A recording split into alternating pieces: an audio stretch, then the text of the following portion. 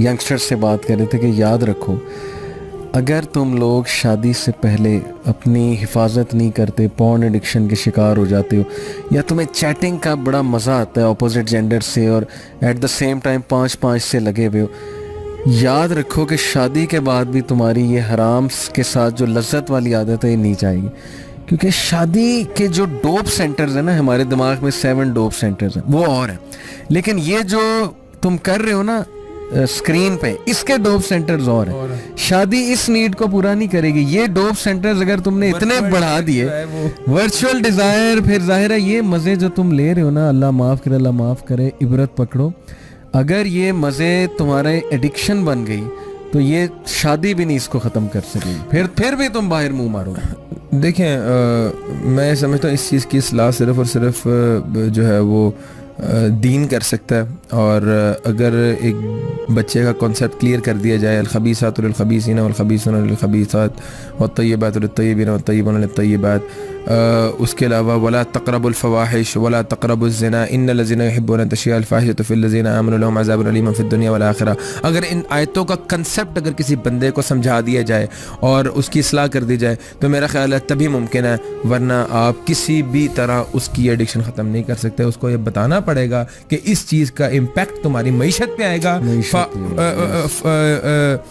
फहाशी का इम्पैक्ट जो है तुम्हारे रोजगार पे आएगा, फहाशी का इम्पैक्ट तुम्हारे बच्चों पे आएगा, तुम्हारी अज़वाजी जिंदगी पे आएगा, तुम्हारे रिलेशनशिप्स पे आएगा, और तुम तबाह बर्बाद हो जाएगा दुनिया में। इन्नल लज़ीना युहिब्बूना अन तशियअल फ़ाहिशा फ़िल्लज़ीना आमनू लहुम अज़ाबुन अलीमुन फ़िद दुनिया वल आखिरा। अल्लाह ताला ने कह दिया है कि दुनिया और आखिरत में अज़ाब है। तो दुनिया में क्या अज़ाब है? तुम कभी जिंदगी के अंदर कामयाब नहीं हो सकते। You will never achieve what you want, you will never be successful. तुम्हारी औलाद तुम्हारी कभी फरमाबरदार नहीं होगी, तुम्हारी औलाद बदकारी में तुम्हारी तरह मुलव्वस हो जाएगी। अगर तुम चाहते हो तुम्हारी औलाद जो है वो बदकारी, तुम्हारी औलाद जो है वो जिनाकारी के अंदर मुलव्वस ना हो और तुम्हारी औलाद नेक साले बने, तुम्हारे लिए सदका जारिया बने, तुम्हें जो है वो फाशी को छोड़ना पड़ेगा। और लोगों को ये कंसेप्ट नहीं है कि अगर हम चैटिंग कर रहे हैं किसी औरत से, अगर हम किसी औरत के साथ एक हराम रिलेशनशिप्स के अंदर इन्वॉल्व हैं तो वो फाशी नहीं है।